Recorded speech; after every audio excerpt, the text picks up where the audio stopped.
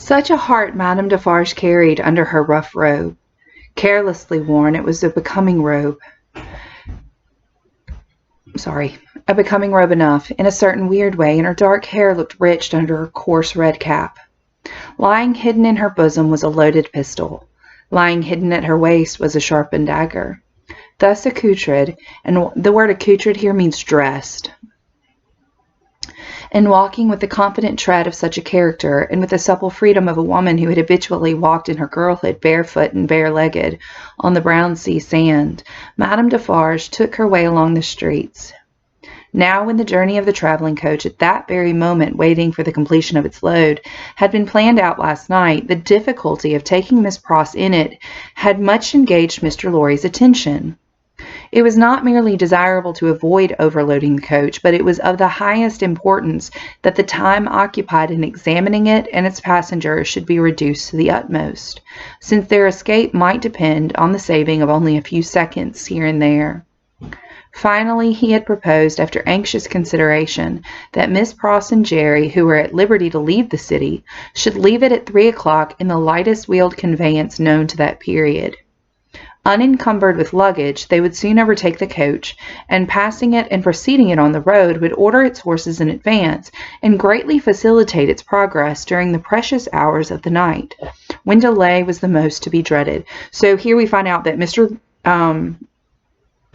Cruncher and Miss Pross have been left behind. They're going to take a much lighter coach with just the two of them. It's just safer for everybody around that the coach that has Lucy and Dr. Manette and Mr. Lorry and all them in it can move quickly, and it's not overburdened with people.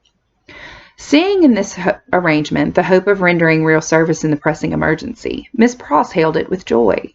She and Jerry had beheld the coach start, had known who it was that Solomon brought, had passed some 10 minutes in tortures of suspense, and were now concluding their arrangements to follow the coach, even as Madame Defarge, taking her way through the streets, now drew nearer and nearer to the else deserted lodging in which they held their consultation. So here they're there, and Madame Defarge is walking, so they're getting ready to leave as Madame Defarge is walking closer and closer to the house. "Now, what do you think, Mr. Cruncher?" said Miss Pross, whose agitation was so great that she could hardly speak or stand or move or live. "What do you think of our not starting from this courtyard? Another carriage having already gone from here today, it might awaken suspicion."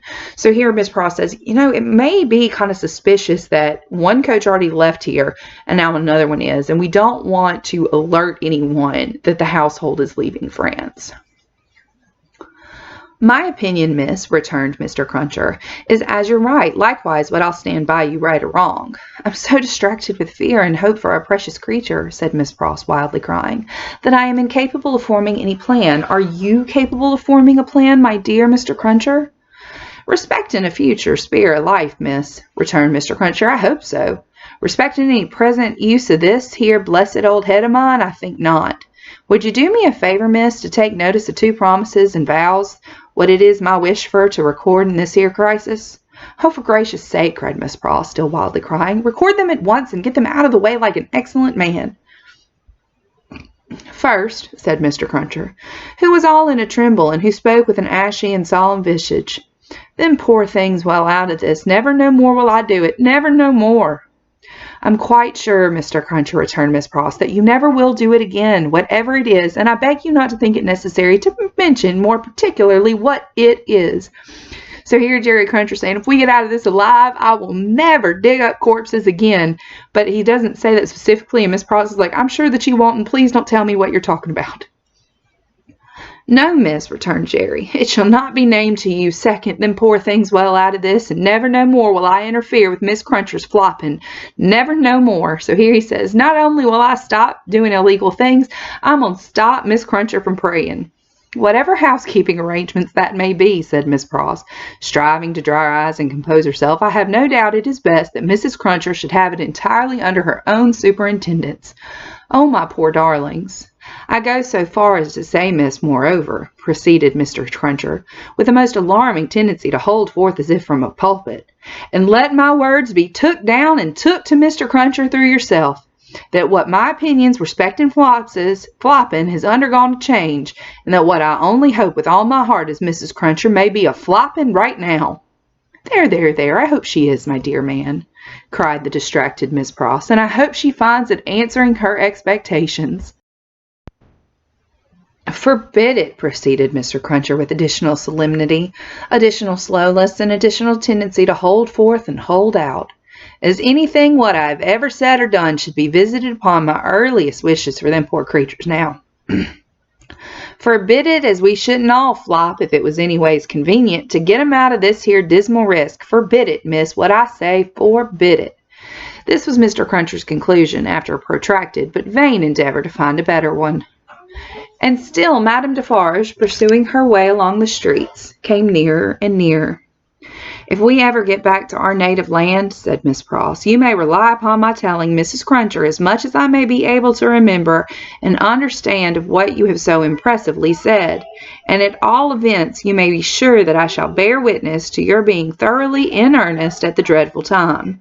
Now pray let us think, my esteemed Mr. Cruncher, let us think." Still Madame Defarge, pursuing her way along the streets, came nearer and nearer. "If you were to go before," said Miss Pross, "and stop the vehicle and horses from coming here, and were to wait somewhere for me, wouldn't that be best?" Mr. Cruncher thought it might be best. "Where could you wait for me?" asked Miss Pross.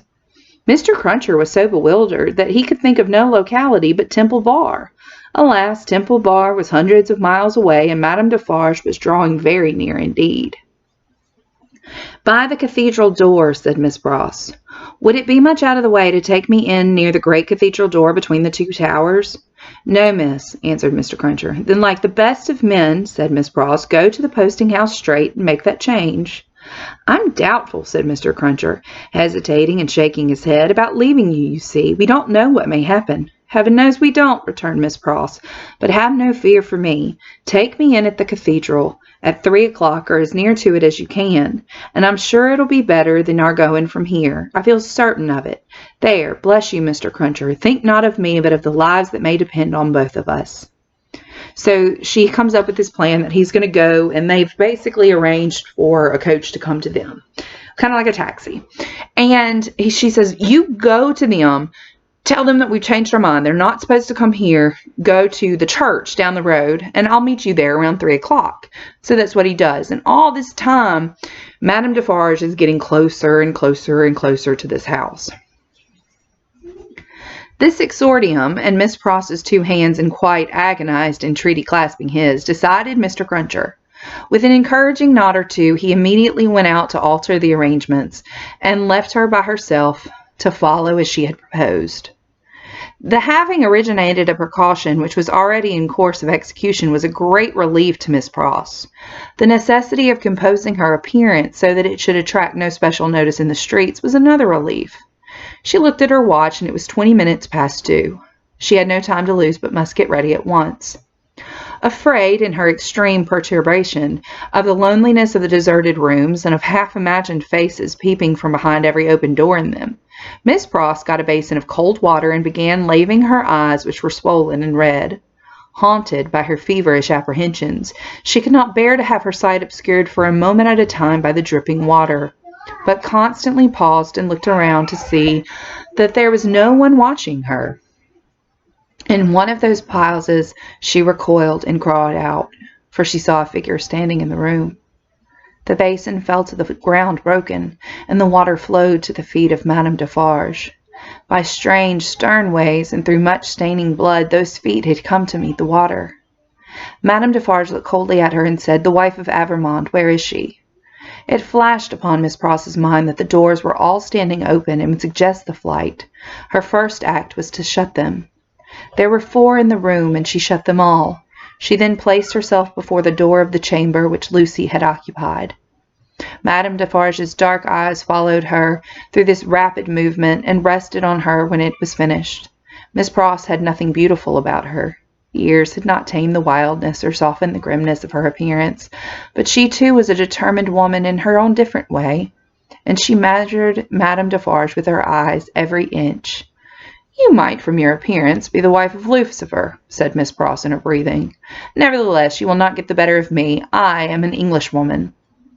Madame Defarge looked at her scornfully, but still with something of Miss Pross's own perception that the two were at bay. She saw a tight, hard, wiry woman before her, as Mr. Lorry had seen in the same figure a woman with a strong hand in the years gone by. She knew full well that Miss Pross was the family's devoted friend. Miss Pross knew full well that Madame Defarge was the family's malevolent enemy.